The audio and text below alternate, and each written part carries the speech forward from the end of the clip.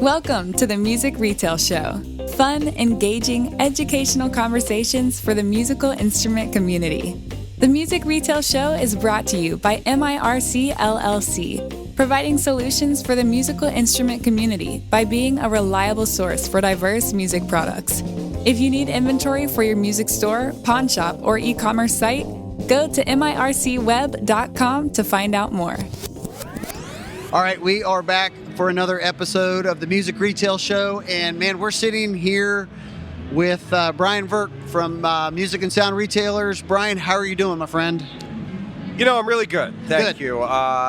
It's really great to be here. Yeah. I gotta say, it's you think about it, and I love going to NAMM shows, but I never loved going to NAMM shows as much as I do now. You know, okay. I mean, it's just what you miss. You really realize what you miss. Yeah. You know? And it's so great just to see people in person. I mean, I can't tell you how awesome that is. I mean, you don't realize how important the human interaction is. You know, that is the underlining theme that everybody's been saying. Like, you know, a lot of people were going, man, am I going to go this year? What's going to happen? But they didn't go last year. But everybody that's here has said so far that human interaction and connection and hanging with friends has been more valuable than they thought. Well, you know, I spent the last 2 days, I've been at the Summer NAMM show. I can't believe how much time I spent with retailers. Yeah. I mean, and when I'm at the office, I can't really do a lot of that because I know they're busy, they're at their store, and it's hard. You know, I can't expect a 20-minute, uninterrupted time period that I could talk to retailers about how the business is going. Yeah. It makes it very difficult. And I don't want to take away from their sales. Sure. Or whatever they have to do, inventory. I mean, but when you're here, you get to spend a lot of time. I mean, I was, out with them for hours, both nights, here. So, well, it's Wednesday night and Thursday night of the show. So it's a lot of fun. I get to hear what's going on, what they think of me and the magazine and what they think of the industry. So it's tremendous. It can't be replicated. Well, I'm telling you what, you are wildly famous now. So you have been on camera, on Zoom, interviewing people all last year. I think it's been great. I've watched several of them, and tell me about that. What did you decide? Did you go, okay, we've got to do something. Let's COVID happened. We've got to do something. Let's jump on Zoom and start interviewing people.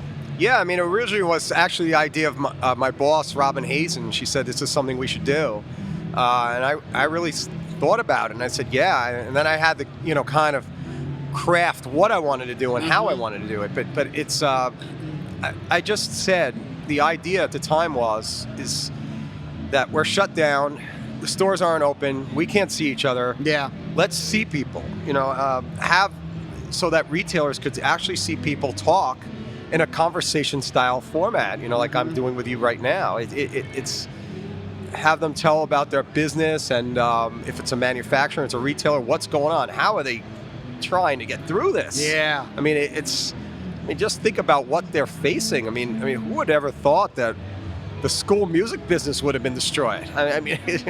Yeah, absolutely. I've talked to a few music stores that the whole the band aspect of music stores, they're really hoping for a good year this year. So, but getting product in to be able to do that has also been a challenge.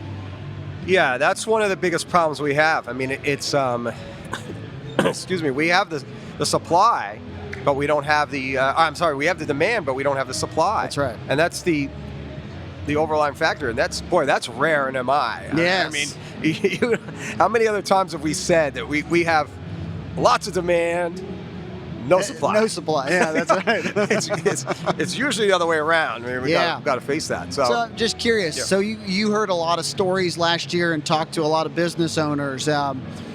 Just talk for a second about the struggle that you saw them going through. So I know they probably shared stories or how in real life situations what's going on. Was it hard to see a lot of that in real life?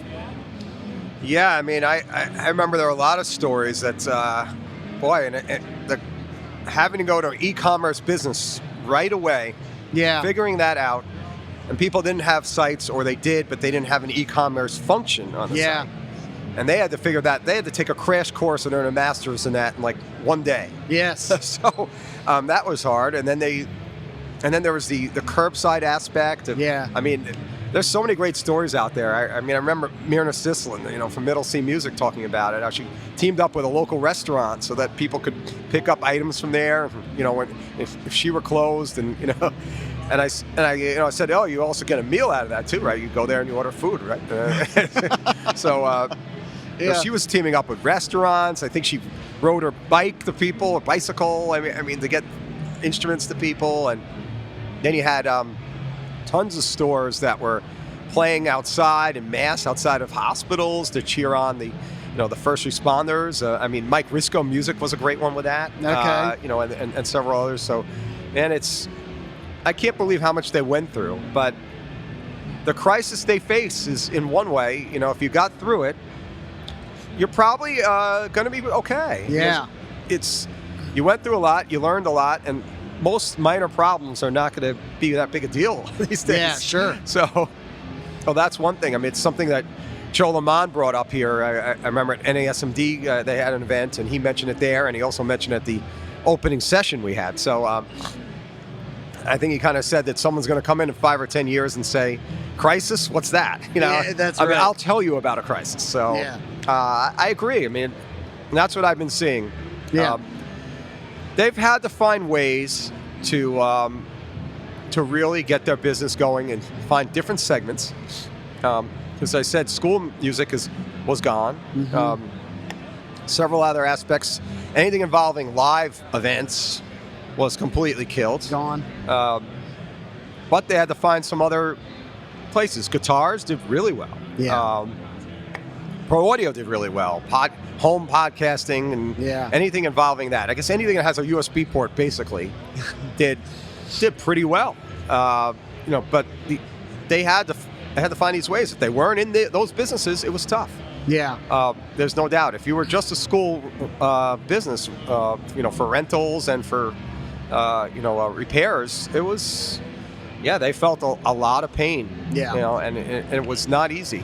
But yeah, we actually saw, even from our perspective, we saw a lot of music stores that, I get it. It was 2020, and they still weren't selling anything online. They had no online presence, and so even going from, like, some people might be like, oh yeah, we sell a few things online, or if we've had aged inventory, we put it online to move it. They at least had something. There were people out there that had no online presence. They weren't on any of the platforms, and they were going, I don't even know what to do. And I had one conversation with somebody. I said, listen, while you're on the phone, go over to Reverb and create an account. I'll help you through it. Go sign up. And so it was literally a lot of those conversations that people were just kind of like, I just don't even know what I'm going to do. But then at the same time, man, I mean, the people who did have online presence, or kind of were doing that, come around, June or July or coming into August, it's like, it was all of a sudden, it was just like people were buying guitars like crazy. So everybody's staying home. They wanted to pick up that extra hobby. They'd always wanted to play guitar, and they never had. But it was just a crazy time, and even for us at MIRC, guitars were flying off the shelf. We couldn't even keep up. So, just what a weird year. Yeah, there's no doubt. I mean, if they didn't have that sort of e-commerce business, you said they better have one now. I hope, and a lot of them, I've spoken to a lot of them. They do, and they've produced great. I mean, the positives, they produce great e-commerce sites, or they have really good Reverb sites. Yeah. So they figured it out. I mean that would be the way I would say most of them. A few of them didn't, and they're no longer with us. Yeah. So that's a shame. It's horrible. But most of the ones, if anything, the pandemic taught us is that you're going to have to change. You can't be an old school brick and mortar only business. I mean, it's not. But I think brick and mortar is going to always be important, though. I mean, so. I don't think that's. I want to stress that.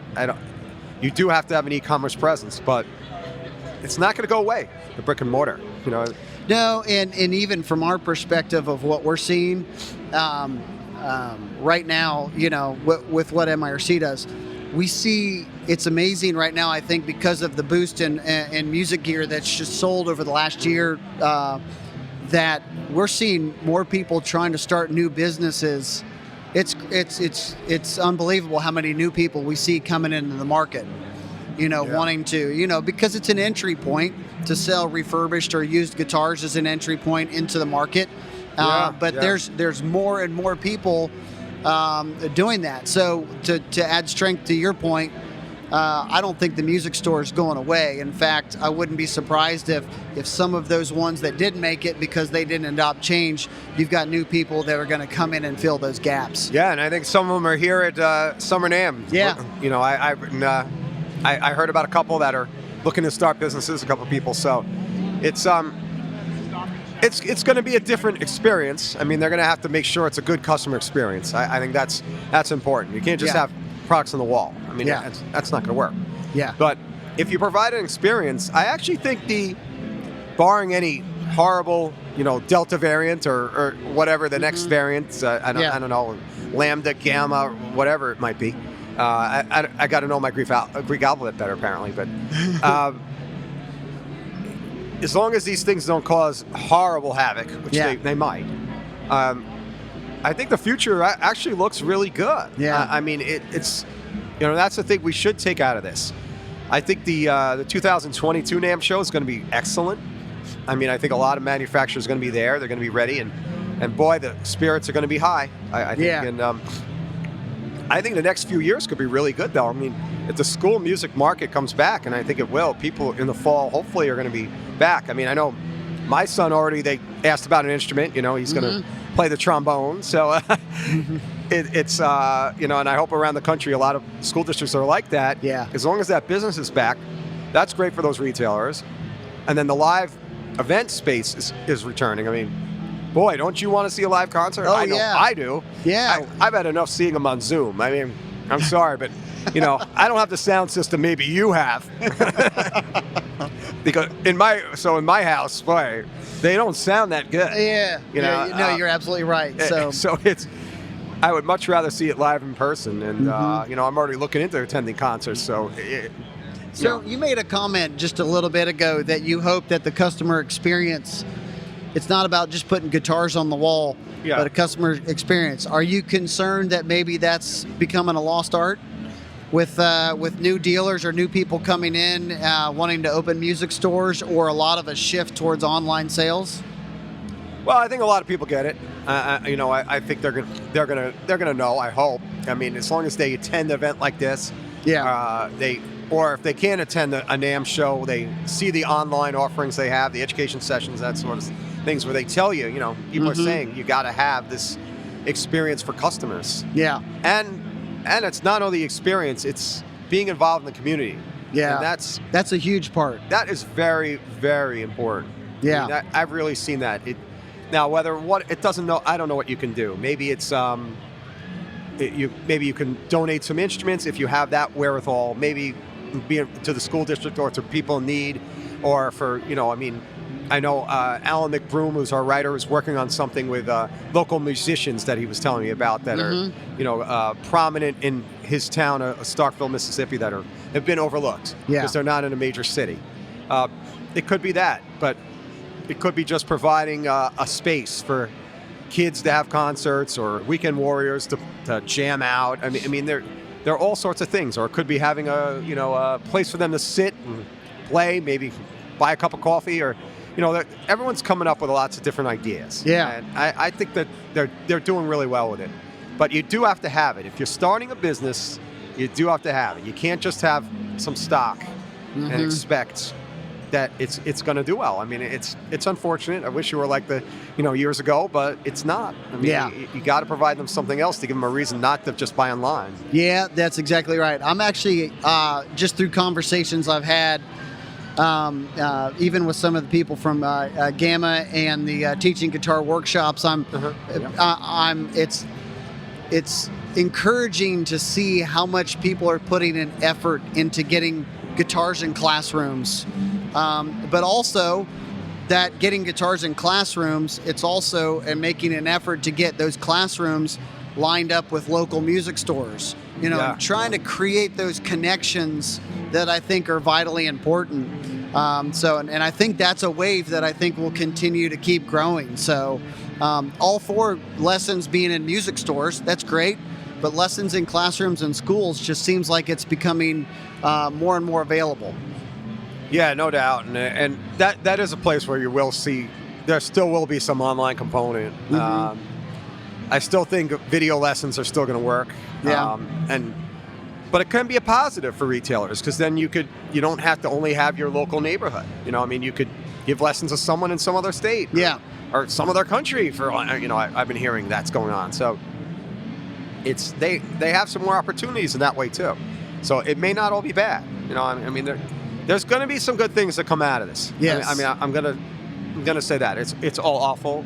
We've gone through a horrible time, but I do see positives, and what I've seen the retailers do that have been successful, I think they're becoming much better, much nimbler, and improved businesses, and that's all you could ask for right now. Our industry is in good shape. We're not a commodity industry, and that is the big plus we have. We're not just selling a hammer, we're not selling nails, we're not selling anything that you could buy easily. We're selling something that needs care and needs to be taught. So, yes. And that's really important. That's actually a great point, that, even with the influx of guitar sales and other instruments, but education is now coming in. It's like now the ripple effect is taking place, that people are going, yeah, I got that guitar, I've always wanted to learn how to play. Oh, now I need to go learn how to play. And so, people are jumping on lessons. They're becoming a little bit more active there. So that's also, I think, exciting for music stores, that's going to get people walking back into music stores on a consistent basis. I think the educators are the most important thing. It might be a little different for a store itself, but for our industry overall, the educators are the most important asset we have right now. We have to make sure that we tap that resource, because the people who've joined our industry in the last year, it is unbelievable. J.C. Curley Gibson has thrown out numbers. I think he said it's like the last year has been like the last 10, similar to the last 10 years before that. How many players we've added. And it could be even more than that. Yeah. So, but we have to make sure that these people stay involved. It's that fewer to quit thing that Joe Lamont likes talking about of NAMM. It's more to start, fewer to quit, he always discusses, and we actually got the more to start, which is great. Now it's the fewer to quit problem. So we have to make sure they stay involved. And the education and that guitar that they bought during the pandemic doesn't get dusted off when they decide that now I'm going to spend my money, my time going on vacations, going on, sporting events or whatever else it might be. Other outdoor activities, including live music. Yeah, of course. Yeah, sure. But we have to make sure they're not, throwing it in the closet to just get dust. Yeah.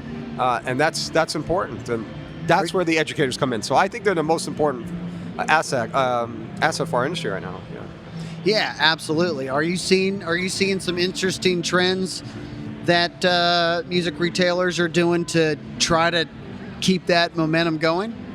Yeah, it's my number one question I've been asking of a lot of people, lately. It's just, how are you going to keep them involved? And everyone says it's the education that has to be top notch. So I see a lot more teachers being involved, and they're becoming the number one stars, I guess, of some of these retail shops right now. Yeah. So I think they're placing a lot more emphasis on the education if they didn't before. Some did, but I think it's becoming more and more important, and it's also a revenue source, of course, for the store. But it's more important than ever that they have these educators involved helping these students, because there's no lack of students now. Yeah. So that's a key thing. So it's a place they're hiring, and it's a place they're focusing on. So, yeah, sure. And truth be told, educators and lessons for instruments has always been a major lifeline, the lifeblood, so to speak, of a music store. So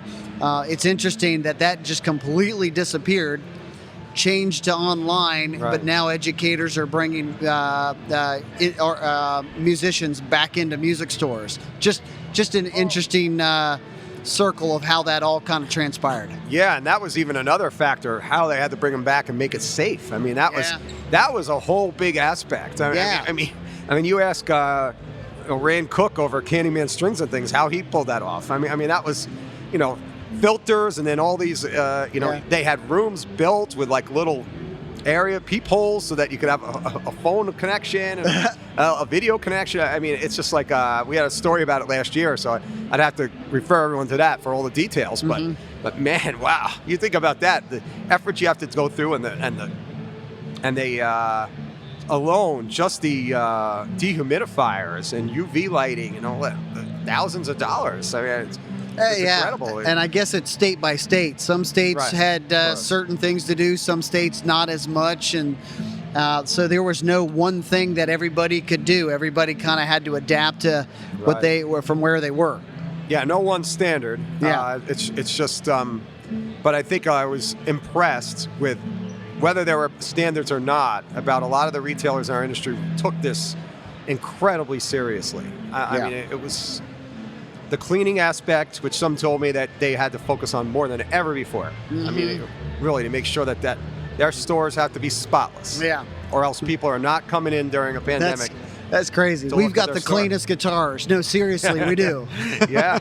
I mean, it's true. And they're still focused on these lessons. The lesson rooms, making sure they're, a really clean environment. I mean, they have these machines in there that are, clearing out the air in like 25 minutes. The entire air source, in a whole room. Yeah. It's just like what airplanes have now. Yeah. So it's this is what they're doing to make sure it's safe, because you got to look at it. If they had a case in a store, and the PR that would have drawn, would be very bad, for a store location. So they have to take it more seriously than any standard that's out there. Yeah. They have to make sure it could hurt a business. Tremendously. So how did MSR adapt over the last year into this year? What have you guys learned from all of this and are going to take into the future here? Well, there's no doubt I'm going to take that the video component that we have now is now a lifeblood for what we do. I mean, that's something that I never really thought of, and it's I'm going to continue to do these Zooms. I know people are fatigued with that, but I still think it's really important people see this person and get to know them, and it provides great content for us, and people are watching it. I mean, people are telling me on the floor, I see their videos. So, I mean, it's being viewed and people making a difference. So, I mean, I think we've always been at the forefront of doing things. Like, we've had the convention TV for years. I mean, that was something that, our founder, who fortunately just passed away this year. Oh. He was, Vinny Testa. He wanted that video component even way before anyone else did. Yeah. He had a video studio, and we've had convention TV for many years. So that's just something that we always had. But we wanted this is a new way to go about it. Talk to people over there. Post it online. Have great online content. I've also had to adjust a little bit of how I present the news, and in the same fashion that I kind of focus more on getting that online right away. Yeah. I've had, that's been important to me, as opposed to just waiting for the next issue, which might be a month later. So it's so I'd say a lot of things have changed as far as the organization goes, with those sort of things. And again, we've had some good things out of it. I mean, the videos have gone over very well. People are watching them, and we're going to continue. Yeah, man, very cool. Yeah, it's interesting to see, the big question too that I'm sure is out there that you've been asking or talking to people about is will the music industry or will music gear keep selling at the pace that it's selling now? Will it sustain itself? Will it fall back a little bit? If it does, when will that be? How can people be prepared for that? Because they think it'll eventually come. So I'm sure it's sparked some interesting conversation.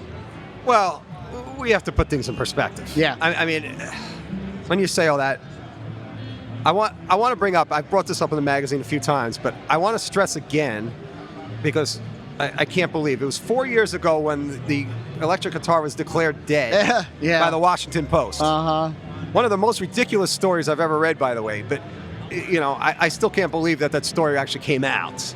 that they actually said, okay, we're clickbait. No, I mean, obviously they were trying to get sell some newspapers, I guess. Sure. I hate to say it, I don't want to get on them, but man, how wrong was that story? Yeah. You're trying to predict a trend, and I knew right away that they were wrong about that. It's not something where you say, "Hey." I think everybody did. Right. There's sometimes I see stories in newspapers, and I'm a journalist, so I don't want to bash journalism ever. But I know a lot of times I look at a story, and I'm like, maybe that could be correct, and they're backing it up with data, saying it could be correct. And I look at it, and I'm like, okay, factual, might be right. That story, I said right away, what? Are you kidding me? This is gone. So electric guitars have been great for all these years. Music has been important for thousands of years, I guess. Yeah. And you're going to tell me it's going to die right now because we don't have guitar heroes. Okay. So that was 4 years ago. Yeah. That's it. I don't think that happened. I mean, no, not at all. Look at what it did last year. Okay, everyone knows it was great during the pandemic. It was fantastic. You look at the MI sales track data that we have. But before that, it was really good in 2019 and 2018 too. I mean, it really wasn't, no, it wasn't up, double-digit percents. Yeah. But it was still up 5% each year approximately.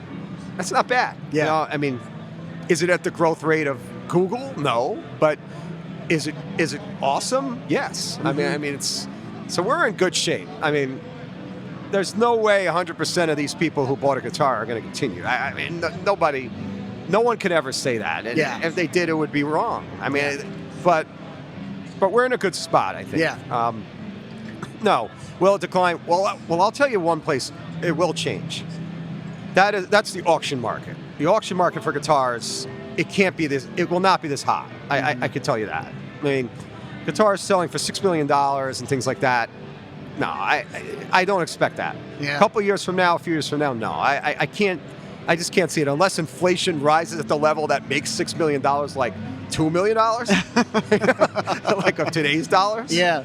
I don't see that continuing because I just think it's, people are going to realize that's probably not the best value proposition. and they're going to be spending money on other things. But that doesn't mean that your guitar at the store that you are looking to play, those are collectible items that nobody's ever going to touch. Sure. If you're looking to play your $1,000 guitar, yeah, I still think that's going to be fine. I mean, will it grow at 30% in a year? No. I mean, there's no question about that. Can it keep growing at a 5% clip or better? Absolutely. Why not? I mean, we've brought in a lot of people, and they like owning more than one guitar, most of them. Yeah. So that's important. And there's great brands. I mean, you see the companies out the Summer NAMM show. Yeah. There's some very cool new companies coming into our market. Yes, absolutely. And we'll see more at Winter NAMM. I'm sure that a lot more will debut there. Yeah. But we're in fine shape. I mean, and then when this comes back with the live event market, the DJ market's going to come back for sure. Yeah. I mean, the live event market's going to come back. I mean, people want to see each other. I mean, you can see when you're at events how great it is. People want to congregate. It's just how people are. I think the live market is going to inspire a new wave of musicians. You have a lot of people that wanted to learn. They wanted to buy a guitar. They bought their first guitar last year. They're going to go back out. They're going to see artists because they were all pinned up for a year, and there's a level of inspiration that's going to hit these people that will be creating new music and creating new artists and new creativity. And I just don't necessarily see the market going anywhere anytime soon beyond what it is, because we still have these the ripple effects of everything going on. And I was talking to a guy earlier that said even if 50% of the people who bought guitars or new gear last year because they were at home, even if 50% of them decided, never mind, I'm going to set it down and put it under my bed, the influx of that other 50% is still going to have such a positive effect on the market that everybody's expecting things to do considerably well for at least the next foreseeable future. Yeah, I completely agree with that. Yeah. I mean, I think it's a really good point. I mean, it's with all the people we gained, and as I said, some people are going to give it up, but we're in a good place right now. Yeah. 2021 is going to be great numbers. I'm pretty sure about guitars because we started with the pandemic for all those months in 2021 also. So I think that's going to be another good year. Yeah. The music industry is not going anywhere. No. MI is not going anywhere. I don't know if people are concerned about that, but be concerned about something else. I like that. Be concerned about something else. It's not a problem. Yeah. If you're worried that the market's, we're not going to have an industry in 10 years, no, forget it. I mean, things will change, but you'll have new technologies for music, but people are always going to love music. They're going to love playing music. They're going to love listening to music. It's never going to stop. Yeah. I mean, it changes. The types of music change. Things change, but not the love for music. It just doesn't. Yeah. I mean, let's not be concerned about that. Yeah. I mean, we're going to be here. The NAMM show is going to be here. People are still going to want to meet. They'll have a nice virtual component, of course, for people who can't attend. Yeah. But it's still going to be fine. We have a good future. I mean, ahead of us. It's great, and that's why I love being in the industry because we have a great future. So we're going nowhere. I just want to say that. Yeah. Emphatically. I could be wrong, but I'm pretty sure I'm pretty sure I'm right. I will agree with you. I will agree with you. But so how do you believe the industry is going to get past the supply chain issues? How do you think that's eventually going to play itself out? Because it seems like it's just it's something that everybody's dealing with right now. You think it'll just naturally go its course? Yeah, I mean, that's a huge issue. Do I know how they're going to do it? No, but all I could say is I have faith that we have enough people working on a problem that we could figure it out. Yes. I mean, that's so do I think it's a real long-term problem? No. I mean, I don't know how long it'll last, and I don't know if it's going to be fixed in 2021. Perhaps not. I mean, it's probably going to take longer. But I do think we're going to come up with solutions. I mean, you look at it, I mean, these scientists came up with a vaccine in a year. I mean, if you have enough people working on a problem, it could be done. I mean, just think about every vaccine in the past took 4 or 5 years would be amazing. They said. They came up with a vaccine in 1 year. Just think about the modern miracle that is. I don't know if people realize that. I mean, they think about it in other ways, but they don't, I don't know if they get enough credit for coming up with a solution that fast to a problem. I mean, it's just unbelievable. And it's because people were focusing on it. And we get enough people focusing on this supply problem, then I think it can be done. I don't know the answer, though. I don't know how specifically they're going to fix it. If I did, I probably would be a genius. And that's right. I wouldn't be like writing about the industry. I would. I have the answer, and I'm not going to tell anybody. That. but I do. Do I have confidence? Yeah. Optimism. It will be solved. Yes. Yes. I do. Yeah. Very cool, man. What else is Music and Sound Retailers working on that we haven't covered? Oh, I don't know. I think you're covering it a lot. I mean, we're we obviously the MI Spy still remains popular. I hear a lot about that at the show. We have a lot of features, that are coming up. A lot of good interviews with executives that are going to be coming up. Lining up retailers for great interviews about what they're doing, and how they got through the pandemic and what they're going to be doing now. So, and then I would say that's the main crux of it. Great columnists. We got Alan McBroom and Dan Vetta still plugging away doing their stuff. So, and we have some others as well. So, but I think we're gonna keep it going. Keep it hot, keep it fun, and and hopefully people enjoy it. Man, well, I think you guys have done quite a lot. And like I said, the how you guys transformed doing the videos last year, I thought was brilliant. I'm glad you guys are going to continue to keep doing interviews like that, and I think it'll do well for you. So, but Man, Brian, thank you so much for stopping by and having a conversation. We love to, I love to hear what you have to say because I feel like you see what's going on. Well, I love that anyone wants to hear what I have to say. I find that impressive every day. But thank you. I appreciate. Thanks for having me. And thanks so much. Yeah, we'll do it. We'll do it again real soon. Sounds great. Thanks, man. Thanks for listening to the Music Retail Show.